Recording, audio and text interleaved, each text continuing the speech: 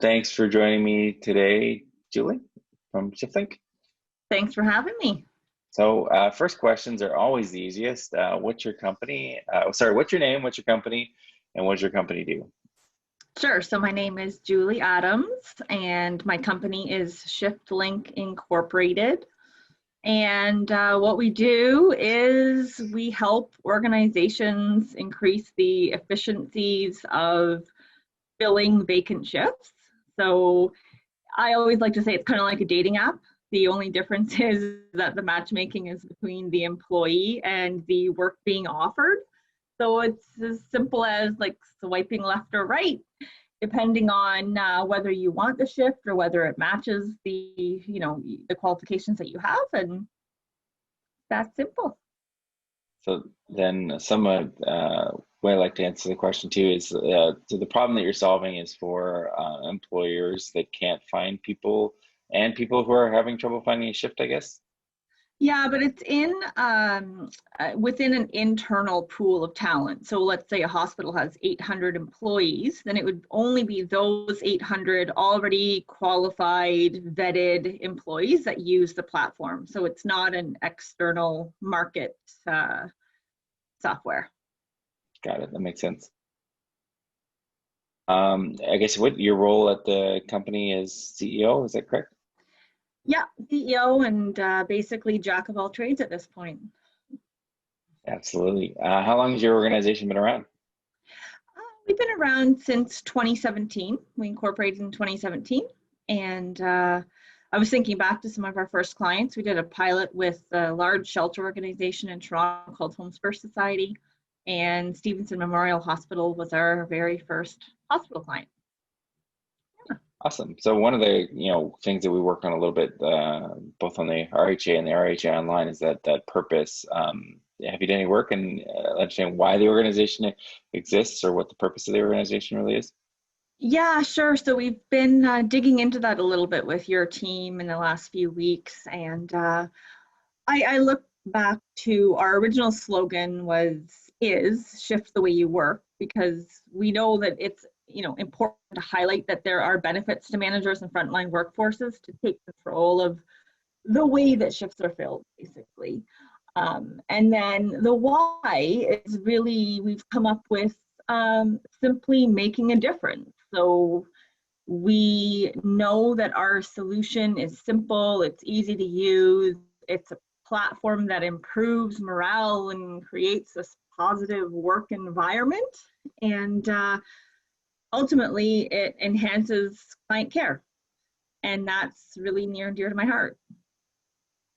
Maybe that's a good segue. What's your background? How'd you get into this line of work and founding the company? Yeah, so I originally went to McMaster a long time ago, and I did a double major in gerontology and health studies, which is absolutely nothing to do with technology. I thought I'd work in long-term care for the rest of my life.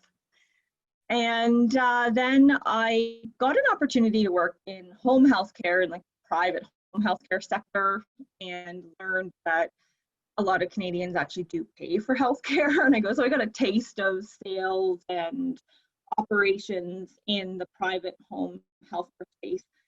And that is where I met my current business partner. And we decided to go out on our own and fill this need of a gap that we found in this market and in the shift filling space. And I guess it's sort of been the ultimate dream in the background, and now it's front and center for us. So it's exciting. So maybe explore a little bit.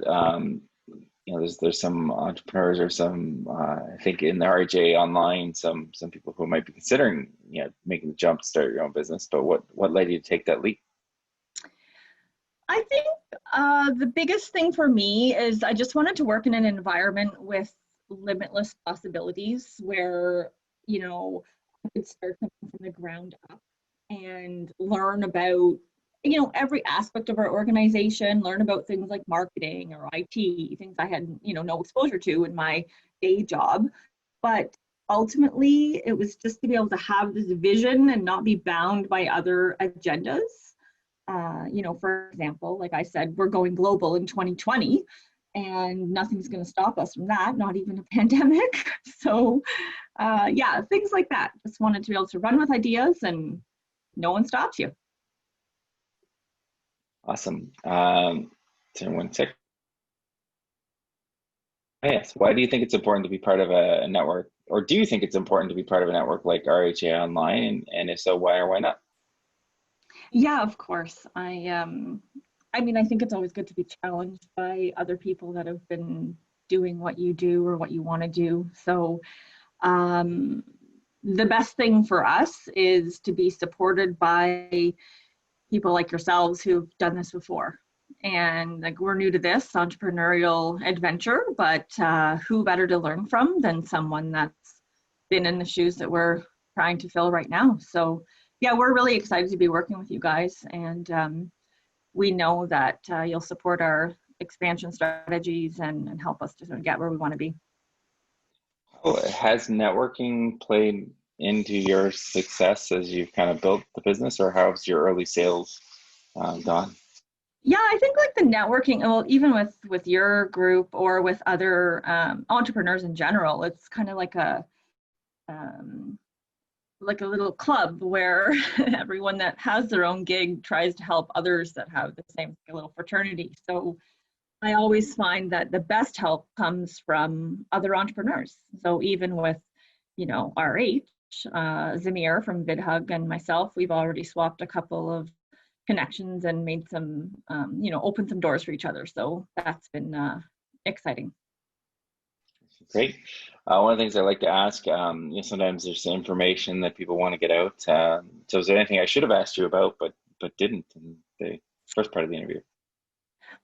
No, not necessarily. I think I was sort of culling through a few things, but I guess one thing I'm excited to say that we're on track to hit about 10 million shift notifications by the end of 2020. So we're Wow, celebrating that's that. huge. Yeah, that's amazing. It's a Yeah, lot so of it's just some shifts. work. That's a Yeah, lot of impact. Yeah. When you think about impact and how you're changing the workplace, that's huge, right? yeah, for sure, for sure. All right, we're going to move on to the lightning round. Are you ready? I think so. All right. First question, married or single? I'm married, Do you have any kids? 2 kids, boy and a girl. My son is 12 and my daughter is turning 10 in October. Oh, awesome. Mhm. Coke or Pepsi? Pepsi, hands down, especially with spaghetti. With spaghetti. Awesome. Mars bar or Snickers? Snickers. Favorite movie? Uncle Buck. Oh, that's such a good movie. I haven't seen that one in so long. Now I'm gonna have to go check that one out. It That's never hilarious. disappoints. No. Favorite book? My favorite book, fiction or nonfiction? You can pick one of each if you want. Well, I think I'll just go fiction. I'm not much There of you a go. TV buff, but I read this whole series by Robert Craze when I used to take the train downtown to work every day. And he wrote a series about these 2 detectives, private detectives, and one of which was this guy named Joe Pike. And he was quite like a Vietnam vet. And he had these 2 red arrows tattooed on his arms. And I'm going back like 20 years, reading these like 20 years ago. And these red arrows stood for his mantra of always moving forward, no matter what life sort of throws your way. And I honestly, like, I live my life by that same philosophy. Like, I've had a lot of curveballs thrown my way, and it just always has stuck with me. And yeah, to this day, we have 2 red arrows that hang on our wall that just remind us to just keep moving forward no matter what. Oh, that's great. Yeah, more up-to-date version of that. I've referenced a few times. There's a song in Frozen 2 called "The Next Right Thing," and it's basically Anna's, you know, basically deciding she's just going to move forward. It's very similar Yeah, kind of yeah, theme. Very yeah, powerful once you kind of grapple with that a little bit. yeah, exactly. Uh, Favorite game or video game? I would have to say Tetris. Nice.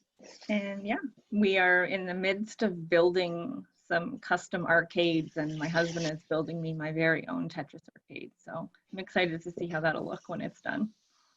Amazing. Tetris is also one of those games, if you ever go to Costco and try to fit things in a cart, Yeah, it actually has some transferable life skills. All right, favorite vacation absolutely. spot? Quebec City. Ooh, that's not a good one. Haven't been there in a few years myself. Is Die Hard a Christmas movie? Absolutely. Good answer. I'll forgive you on the Pepsi answer because you got that one right. You're banished to an island and can take only one thing with you. Notice thing, not person. What is it? It is a box of matches because no matter what season, I'm lighting a fire because I'm always freezing cold. That's a good one. All right, Julie, thanks from ShiftLink. Thanks so much for joining us today and sharing a little bit about your company and background. It was a pleasure to get to know you. Yeah, thanks for having me.